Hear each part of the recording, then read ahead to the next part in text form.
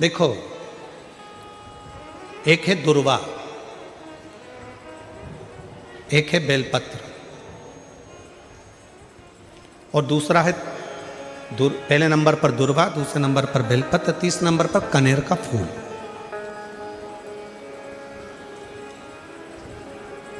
कोई अच्छा कार्य करते करते कई माताएं ऐसी होती हैं जो अपने प्रेम करती हैं परिवार से, ऐसा नहीं कि नहीं करते, स्नेह करते हैं। कई पुरुष भी ऐसे, परिवार से बहुत प्रेम होता है, स्नेह होता है, पर अंदर कहीं ना कहीं ऐसा लगता है मेरा बेटा वहां जा रहा है, कुछ गलत ना हो जाए। कभी कभी ऐसा लगता है कि ये काम होने वाला है और इसमें कुछ गलत ना हो जाए।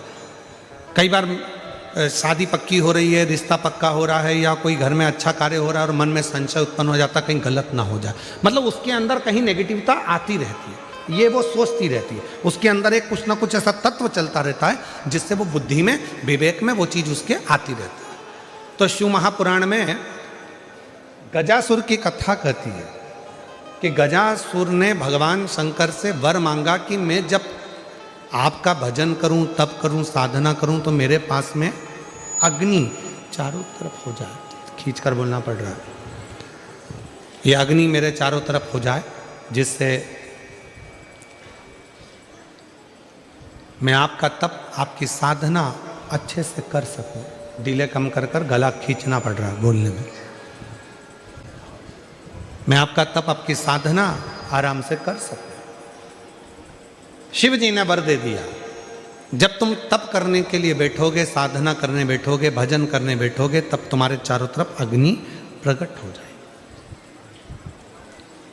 जिन माताओं को, जिन भाइयों को, जिन बेटियों को, जिन बेटाओं को, जिन मेरी बुजुर्ग माँ बाप को ऐसा लगता है, अंदर से ऐसा महसूस होता है कि कुछ गलत होने वाला है, कल कुछ गलत होने वाला है, मेरे पति के साथ ये गलत होने वाला है, मेरे बेटे के साथ ये गलत होने वाला है, या मेरे साथ कुछ गलत होने वाला है, जिसकी बुद्धि में केवल नेगेटिविटी चलती रहती है, उसको 3 चीजें शंकर भगवान को प्रदोष के दिन अवश्य चढ़ाना चाहिए। क्या क्या चीज? पहले नंबर पर जम के बोलो दुर्वा, दूसरे नंबर पर बेलपत्र, और तीसरे नंबर पर कनेर का फूल। और यदि ऐसा महसूस हो रहा है कि मेरे को स्वप्न भी गड़बड़ आ रहे हैं, स्वप्न भी गलत आ रहे हैं, तो मेरा निवेदन रहेगा, जो दुर्वा आपने शिव जी को चढ़ाई है उस दुर्वा को उठाकर लेकर आ जाना है, और प्रदोष काल में, प्रदोष के समय पर उस दुर्वा को चबा चबा कर खा लेना है।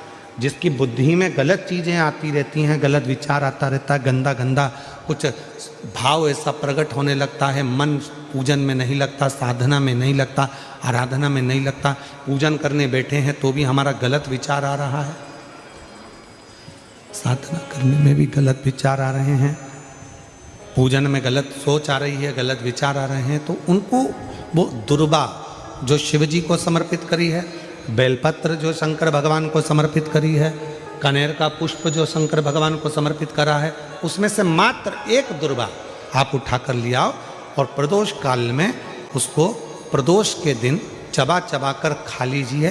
फिर कभी जिंदगी में कभी गलत विचार, गलत सोच और गलत दृष्टि नहीं जाएगी, और आपका ध्यान केंद्रित शिव की ओर है।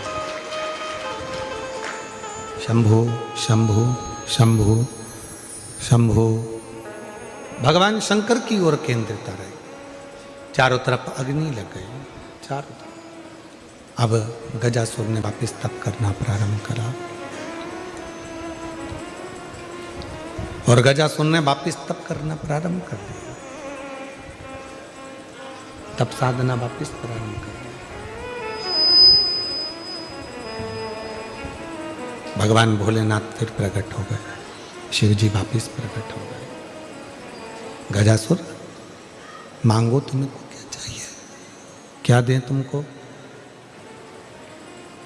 गजासुर ने कहा, अब तो मैंने मांगने के लिए तप ही नहीं करा,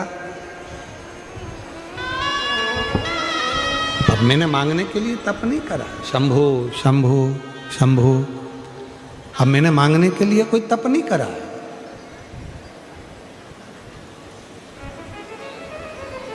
भोलेनाथ जी कहने लगे, तुमने तप करा तो मेरा आगमन हुआ।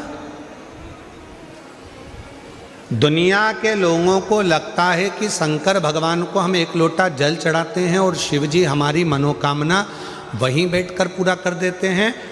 नहीं, जब हम एक लोटा जल लेकर अपने शंकर भगवान के मंदिर में अपने घर से जाते हैं, जल समर्पित करते हैं, और जल समर्पित कर कर जब हम वापिस वो लोटा लेकर आते हैं, तब मेरा देव अधिदेव महादेव अपने गणों को शंकर भगवान स्वयं उस कलश के अंदर लक्ष्मी को विराजमान कर कर आपके दरवाजे तक भेजते हैं और आपके दुख को मिटा देते हैं, आपकी तकलीफों को मिटा देते हैं, आपके कष्टों को मिटा देते हैं, आपकी तकलीफों को मिटा देते हैं, आपके कष्टों को मिटा देते हैं। शिव करुणा करते हैं, भगवान शंकर कृपा करते हैं, दया करते हैं, करुणा करते हैं। शिव कथा कहती है, भगवान शंकर का पवित्र चरित्र कहता है, गजासुर अब तुम्हें क्या चाहिए वो मांगो। गजासुर ने कहा, मैंने अब जो तप करा था वो मांगने के लिए नहीं करा, अब मैंने मांगने के लिए तप नहीं करा, और यदि मेरे भोले बाबा यदि आप आ ही गए हो तो एक निवेदन करता हूँ, आपको बार बार मेरे पास में आना पड़ता है, मैं तप करता हूँ और आप भाग भाग कर बार बार मेरे पास में आते हो, इसलिए मैं आपसे एक निवेदन करना चाहता हूँ कि अब आप कहीं मत जाओ, मेरे पेट के अंदर बैठ जाओ।